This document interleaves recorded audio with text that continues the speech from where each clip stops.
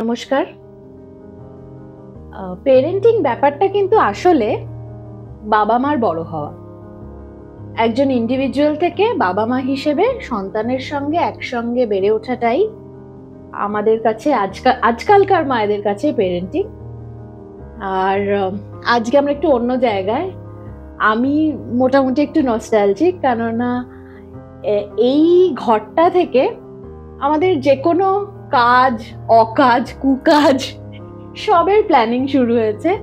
আজকে আমরা এমপাওয়ারের অফিস রুমে বসে আজকে একটু ম্যামের সাথে আড্ডাটা শুরু করা যাক। ম্যাম, এই যে এতদিন ক্রেশটা চলছে আমাদের, সবচেয়ে বেশি আপনার কি মনে হয় বাবা মারা মানে কোন প্রবলেম নিয়ে সবচেয়ে বেশি এসছে আপনার কাছে?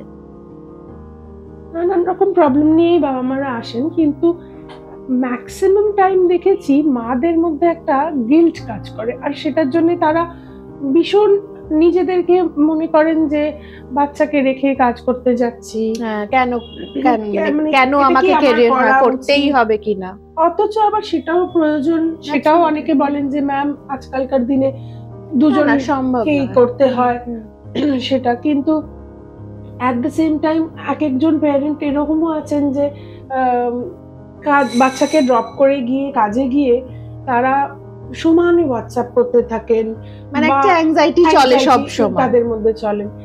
কিন্তু আমি তাদেরকে বলি যে একটুখানি বাচ্চাকেও ছেড়ে দিতে হয়। কেন, বাচ্চা বাড়িতে একটা কেয়ার গিভারের কাছে থাকা বা প্যারেন্টের কাছে থাকলেও সে তো একা একাই বড় হচ্ছে, এখানে যখন তারা তো বাচ্চা অন্য একটা এনভায়রনমেন্ট, আগেকার দিনের মতন সেই জয়েন্ট ফ্যামিলিতে অনেক সিবলিং এর সাথে একসাথে বড় হয়, তারা একটা রুটিনের মধ্যে চলে। বাড়িতে যারা স্ক্রিন টাইমটা ভীষণ বেশি হয়ে যায়, এখানে সেটা হতে পারছে না। তারপর এখানে খাওয়াটা একটা সবাই একসাথে বসে খাওয়া, তারপর অনেক কিছু সোশ্যালাইজেশন। আসলে কিন্তু ডে কেয়ারে ওরা মানে মজা করে, মানে বাবা মা করে মানে থাকে, হ্যাঁ, কিন্তু ওরা মজা করে, একসাথে শুচ্ছে, একসাথে খেলছে। তারপরে আরেকটা জিনিস হচ্ছে ছোট ছোট বাচ্চারা বড়দের কাছ থেকে অনেক কিছু শিখে যাচ্ছে, ভালো মন্দ দুটোই। সেটা তো বাড়িতেও হয়, মানে আমরা তো হ্যাঁ, কিন্তু অনেক কিছু তারা শেখে, অনেক কিছু। কিন্তু বাবা মারা ভীষণ একটা ভেতরে এতে ভোগেন যে কি ঠিক হলো না হলো। সেটা একটা, আমি বলি সবসময় একটা ট্রাস্ট ফ্যাক্টর রাখতে হয়। কেন, আমরাও চেষ্টা করি বাচ্চারা যেন ভালোভাবে থাকে, না 100 বার। আর বাচ্চাগুলো সত্যিই খুব এনজয় করে। আর মা হয়ে যাওয়া মানেই তো দুম করে একটা নিজের জীবনটা, মানে মা বাবা দুজনের ক্ষেত্রেই বলছি, আমরা বেশিরভাগই মায়েদের গিল্ট নিয়ে কথা বলি, কারণ গিল্টটা হয়তো বোধহয় মায়েদেরই বেশি হয়, যে মনে হয় যে বাড়িতে মার কাছে বাচ্চা বড় হওয়া, যেভাবে হওয়ার কথা সেভাবে হলো না। কিন্তু ক্যারিয়ার ছেড়ে দেওয়াটাও তো কোনো অপশন নয় আজকের দিনে। আমার মনে হয় না সেটা কোনো অপশন, বিকজ দুজনেরই ফিউচারের জন্য কিন্তু এটা বেটার। বাচ্চাও সুন্দরভাবে নিজের রেসপন্সিবিলিটি শিখছে, বাচ্চাও সুন্দরভাবে বড় হচ্ছে, অ্যাট দ্য সেম টাইম মাও কিন্তু মার জিনিসটা করে। সেইটার বদলে মানে গিল্ট ফিলটা না করে, সেটার বদলে মনে হয় ইভিনিং এ যখন দুজনে থাকছেন বা উইকেন্ডসে যখন দুজনে থাকছেন, সেই কানেকশনটা যদি সুন্দর করে এই করেন, আর ফিরত আসার পথে সারাদিন উনি কি করলেন, মা কি করলেন বা বাবা কি করলেন বাচ্চার সাথে শেয়ার করা, বাচ্চা কি করলো, সেটাতে আমার মনে হয় খুব সুন্দর একটা বন্ডিং হয়ে বাচ্চারও একটা খুব সুন্দর তৈরি হয়, ভালোভাবে। মানে যারা এই ব্যাপারটা খুব বেশি এটা নিয়ে একটু অসুবিধার মধ্যে আছে, তাদের আপনি কি সাজেস্ট করছেন? দুটোরই প্রয়োজন আছে, তাই জন্য দুটোই একসাথে you should carry on with that. সেক্ষেত্রে অনেক মারাও এরকম ভাবে বলেছেন যে খুব অসুবিধা হচ্ছে তাদের, তখন আমরা বলি বর্ণালীদের সাথে কথা বলতে, বর্ণালীদি আমাদের আর সুন্দর করে আমার সাথে আজকে ম্যামের কথা হচ্ছিল যে ওয়ার্কিং পেরেন্টদের, মানে বিশেষ করে ওয়ার্কিং মাদারদের তো একটা অদ্ভুত, তারা একটা গিল্টে থাকে যে ডে কেয়ারে দিয়ে যাচ্ছি, সারাদিন বাচ্চা কেমন ভাবে থাকছে। বিশেষ করে বোধহয় মায়েদেরই এই গিল্টটা হয়, এবং আমি জানি যে এই গিল্টটা থেকে বেরোনো সম্ভব নয় পুরোপুরি ভাবে। কিন্তু কিভাবে একটু মানে তুমি এইটুকু একটা গাইডেন্স কি দিতে পারো যে চিন্তা ভাবনার ধরনটা কি রকম ভাবে পাল্টালে বা চ্যানেলাইজ করলে সাফারিংটা কম হয়, সেই কষ্টটা একজন মা বা বাবা কম পান? আচ্ছা, প্রথমে একটুখানি একটা পরিধি আমি একটু ছোট করি, সেটা হচ্ছে যে ওয়ার্কিং এবং নন ওয়ার্কিং। আমার মনে হয় যে আমরা সবাই ওয়ার্কিং। কেউ হয়তো ঘরে কাজ করে, কেউ বাইরে কাজ করে, কেউ ঘরে বাইরে কাজ করে। সেক্ষেত্রে হয়তো কারো কাজের রেজাল্ট দেখা যায়, কারো কাজের রেজাল্ট দেখা যায় না। তো আর বিশেষ করে পেরেন্টসরা, মানে আমরা মা বাবারা তো উই আর অলওয়েজ ওয়ার্কিং। তো সেক্ষেত্রে আমি এই দুটো শব্দকে একটু এক করে দিলাম প্রথমে, ওয়ার্কিং এবং নন ওয়ার্কিং। তো আজকে বেসিক্যালি যেটা নিয়ে তুই বলছিস যে গিল্ট ট্র্যাপ, গিল্ট ফিলিংস, যে মাদের, বিশেষত মাদের, সেক্ষেত্রে আমি বলবো যে এই যে গিল্ট ফিলিংসটা অ্যাকচুয়ালি স্টার্ট হয় আমাদের ফার্স্ট ডে থেকে, যেদিন আমরা জানতে পারি যে আমরা কনসিভ করেছি। আর কিন্তু সেটার নামটা তখন গিল্ট থাকে না, সেটার নামটা হয়ে যায় তখন স্যাক্রিফাইস। যে মেয়েটি ধর খুব ফুচকা খেতে ভালোবাসতো, সে যখন জানতে পারলো যে সে মা হতে চলেছে, তখন তার জীবন থেকে ফুচকার পরিমাণটা কমে গেল বা চলে গেল। একদম।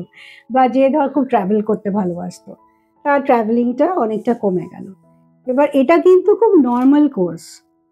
এবং সেই মেয়েটি তখন নিজেও কিন্তু সেটাকে ওই স্যাক্রিফাইস মোডে ভাবছে না, মানে সেও ওটা খুব স্পন্টেনিয়াসলি করছে যে মানে করাই তো উচিত। বা এটা যেটা হচ্ছে যে এই যে তার কমে যাওয়া, এই যে নর্মাল জীবন থেকে সরে আসাটা, সেটা কিন্তু আদৌ স্যাক্রিফাইস না, সেটা হচ্ছে একটা নর্মাল প্যাটার্ন। যেমন ধর তুই যদি জীবনে একটা খুব বড় দায়িত্ব নিতে যাস, তাহলে কি তুই একই জীবন যাপন করতে পারবি? তোকে তো একটু রেসপন্সিবল হতে হবে, এবং সেখানে তো বদলাতে হবে, এবং আরো কিছু জিনিস কমাতে হবে, কিছু জিনিস বাড়াতে হবে। কিন্তু মানে আনফর্চুনেটলি যেটা হয়, মানে আমাদের মানে সোসাইটাল ট্যাবুতে সেটাকে বলা হয় হচ্ছে যে তুমি তো এবার মা হতে চলেছো, তোমাকে এটা করতেই হবে। জিনিসটা তখন কোথাও এই যে নর্মাল জিনিসটা, মানে নর্মাল প্যাটার্নটা আমাদের হয়ে যায় তখন স্যাক্রিফাইস কথাটা। আর স্যাক্রিফাইস শব্দটা তখন কিন্তু আস্তে আস্তে গাঁটতে শুরু করে। আমরা নিজেরাও বুঝি না, কিন্তু নিজের অজান্তে মাদের মধ্যে এটা হয়।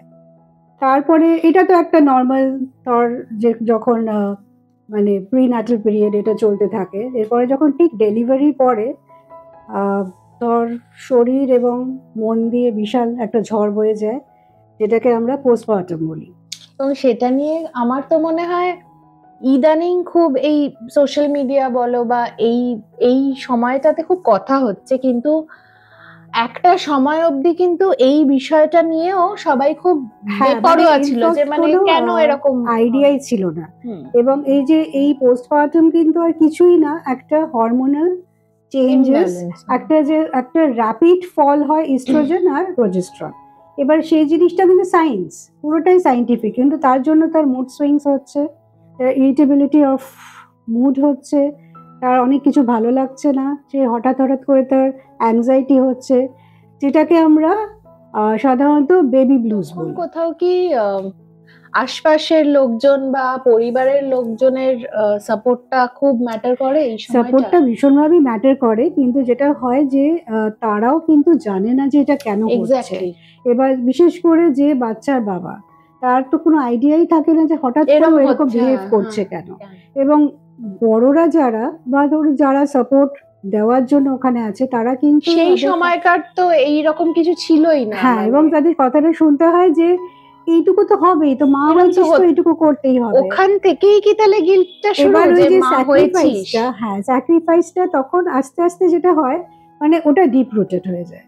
এবং এই ডিপ রুটেড হতে হতে যেটা হয় যে যখন আমরা তখন মারা তখন ভাবি যে এই যে সেলফ কেয়ারটা বা কোনো কিছু ভাবনা চিন্তা হওয়াটা, যে আমার এখন ভালো লাগছে না কেন, আমরা নিজেকে কোয়েশ্চেন করি, আমি ভালো মা তো, আমি মা হয়েছি, অথচ আমি প্রশ্ন করছি যে আমার এখন ভালো লাগছে না কেন। আমার তো এই প্রশ্নটা সবসময় আমার বাচ্চাকে ভালো লাগাই, মানে ভালো লাগাই উচিত, এবং পুরো সিচুয়েশনটাকে আমার ভালো লাগা উচিত।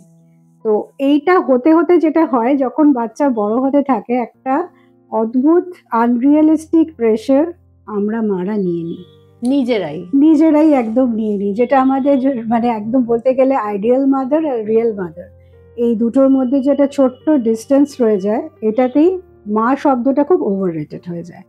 তোমার কি মনে হয় যে এখন মানে এই আলোচনাটা আমরা করছি, আমাদের জেনারেশন বা আরেকটু ছোটরা যারা, তারা একটু হলেও এটা নিয়ে ওয়াকিবহাল হয়েছে? তারা ওয়াকিবহাল নিশ্চয়ই হয়েছে, কিন্তু এন্ড অফ দ্য ডে তো মানুষের মন। সুতরাং দেখা যায় যে যখন বাচ্চাকে একজন মা বড় করছে, এবং এটা খুব নেচারের নিয়ম অনুযায়ী বাচ্চা মার সাথে ভীষণভাবে অ্যাটাচ থাকে, তো সেই অ্যাটাচমেন্টটা কিন্তু মারা একদম ধরে নেয় যে এটাই হচ্ছে বেস্ট অ্যাটাচমেন্ট, আমি হচ্ছে বেস্ট বাচ্চাকে চিনি, আমি বাচ্চাকে সবচেয়ে সুন্দরভাবে মানুষ করতে পারবো, এবং তার খাবার, তার প্যাটার্ন, তার ডিসিপ্লিন সবকিছুই কিন্তু তার বাবাও জানেন, ফ্যামিলি মেম্বার্সরাও জানে, কিন্তু আমার মতন করে কেউ জানে না। এইটা থেকে যখন তারা নিজেদের লাইফ থেকে এইবার হয় যে সাপোজ এবার বাচ্চাকে রেখে সে কাজে জয়েন করবে, তখন তার কাছে কাজটা হয়ে যায় যে আমাকে কাজ করতে হবে, কিন্তু সে হয়তো ভুলে যায় যে সেও রাত জেগে ইঞ্জিনিয়ার বা ডক্টর হয়েছে, বা পরীক্ষায় পাশ করে সে একটা জায়গায় পৌঁছেছে।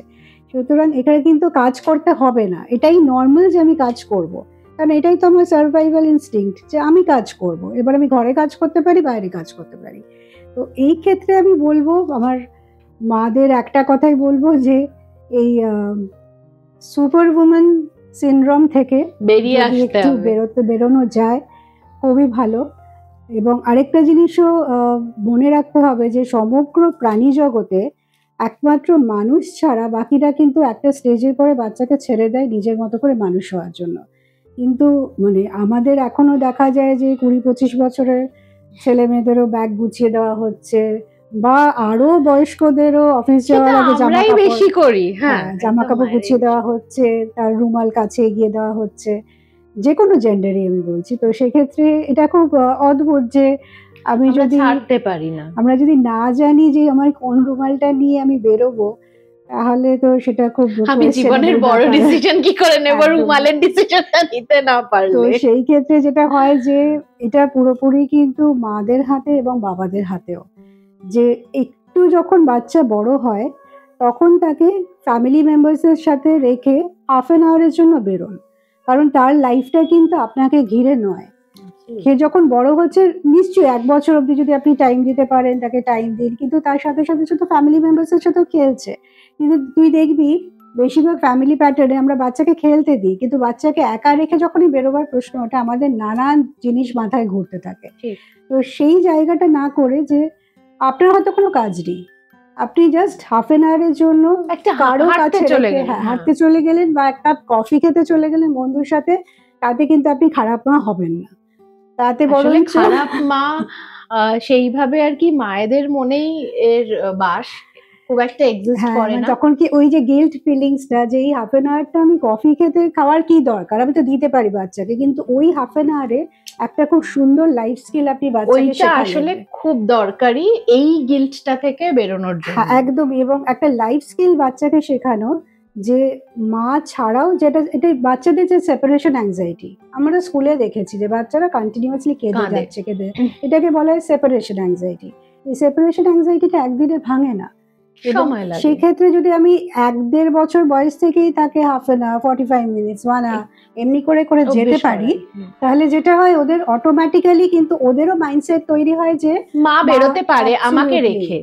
মানে মা ছাড়া বা বাবার সাথে বন্ডিংসটা খুব স্ট্রং হতে পারে, অন্যান্য ফ্যামিলি মেম্বার্সের সাথেও খুব সুন্দর বন্ডিংস হতে পারে, এবং সেক্ষেত্রে আপনি ফিরে এসে আপনার যদি মনে হয় সে একটু কম খেয়েছে তাতে অসুবিধা কিছু নেই। কিন্তু তো এই যে এই সিনড্রোম গুলো থেকে যদি মারা একটু বেরোতে পারে, প্লাস হচ্ছে যে এই যে কাজের ক্ষেত্রে কাজের জীবন এবং মানে ওয়ার্ক এবং বাড়ি, যেটা আমরা বলি ওয়ার্ক লাইফ ব্যালেন্সটা, এটা কিন্তু করাটা খুবই সহজ যদি আমরা নিজেরা বুঝতে পারি যে আমাদের 100% দিলেই বাচ্চা ভীষণ সুন্দরভাবে বড় হবে তা কিন্তু নয়, বরঞ্চ আমরা যদি 80% দিই, 20% যদি নিজেদের জন্য রেখে দিই, তাহলে পরবর্তীকালে আবার 80% দিতে পারবো, কিন্তু 100% দিতে দিতে শূন্য হয়ে গেলে কিন্তু কোনো পার্সেন্টেজই বাচ্চাকে দিতে পারবো না। সেই জায়গাটা আমার মনে হয় যে মানে মারা যদি বোঝেন এবং বাবারা যদি খুব সাপোর্টিভ হন, এবং এক্ষেত্রে আমি অনেক ক্ষেত্রে বাবাদেরও দেখেছি, মানে আমার কাছে এসে বলেছেন হয়তো যে ম্যাম একটু যদি বেশি টাইম দিতে পারতাম মনে হয় আরো সুন্দর বন্ডিংসটা হতো। বাবারাও কিন্তু এই গিল্ট ফিলিংসে ভোগেন। তো দুজনের ক্ষেত্রেই আমি বলবো যে আমরা সুপার হিউম্যান নই, এবং at the end of the day বাচ্চা জেনুইন প্যারেন্টস দেখতে চায়, বাচ্চা কিন্তু পারফেক্ট প্যারেন্টিং চায় না। এইটা একটা খুব বড় কথা। আসলে বাচ্চার চাওয়াটা তো আমরা প্রথম থেকে বুঝতে পারি না, তাই আমাদের চাওয়াগুলো বোধহয় ওদের উপর, বা আমাদের ওই বিশ্বাসটা বা এই এত যুগ যুগ ধরে চলে আসা যে নিয়ম, বিলিফ সিস্টেম, একদম। এটা আমাদের ভেতরে যেটা আছে সেটা আমরা আরোপ করে দিতে চাই বাচ্চাদের ওপর তাদের চাওয়া হিসেবে। তারা হয়তো এটা চায় না। ইনফ্যাক্ট আর একটু বড় হলে তো আমার মনে হয় বাচ্চাদেরও এত বেশি ঘেরাটোপে দম বন্ধ হয়ে যায়। তো যেটা বর্ণালীদি বলল সেটা দিয়ে যদি শেষ করি তাহলে এটা পাওয়া আজকের এই আলোচনাটা থেকে, যে ওই যে 80% আমি আমার বাচ্চাকে দিলাম, জেনুইন 80%, আর 20টা আমার জন্য রাখলাম, ওর ওই 20-র খামতিটা হয়তো ও নিজের ক্রিয়েটিভিটি দিয়ে, নিজের স্বাবলম্বন দিয়ে পূরণ করে ফেলবে। এবং সেইটা ওই 100% যেটা ওর তৈরি হবে সেটা বোধহয় আমার ওই নিজেকে শূন্য করে 100% দেওয়ার থেকে অনেক বেটার হবে। একদমই তাই। এবং যেটা হবে যে বাচ্চা ডিসিশন নিতে শিখবে, এবং ওই টাইমটাই সে বুঝতে পারবে যে একদমই, কারণ একজন মানুষকে তো আলটিমেটলি নিজেই ডিসিশন নিয়ে বাঁচতে হবে। সেক্ষেত্রে সে পুরোপুরিভাবে শিখবে যে নিজেকে কি করে কোন পথে সে চালনা করবে।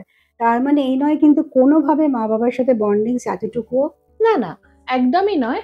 তাই মা এবং বাবারা যারা এতটা গিল্টের মধ্যে দিয়ে যাচ্ছেন, তারা নিজেদের একটু আলাদা একজন মানুষ ভাবুন আগে, তারপরে আপনি বাবা মা। ডেফিনেটলি বাবা মা, সেটা আপনার খুব বড় পরিচয়, কিন্তু আমরা কিন্তু কেউ নিজেদের এই খোলসটার বাইরে বেরিয়ে নতুন একটা মানুষ হয়ে যেতে পারি না। আমরা যেটা আমাদের বাচ্চার সামনে, আমাদের পাড়াগুলো একটু পরে আসুক, আমাদের না পাড়াগুলো ওরা জেনে নিক আগে থেকেই যে আমাদের মা বা বাবারা সব পারে না। আপনারা ভালো থাকুন, আর আমরা সবাই মিলে একসাথে আর কি এই বাবা মা বাচ্চা সবাই মিলে খুব ভালো একটা সময় কাটাই। এটাই সবচেয়ে বড় কথা বোধহয় পেরেন্টিং এর। ভালো সময়গুলোই থেকে যায়, মুহূর্তগুলোই থেকে যায়, আর বন্ডিং তো তৈরি হয়ে যাবে, নিজেরই তো সন্তান। ভালো থাকবেন।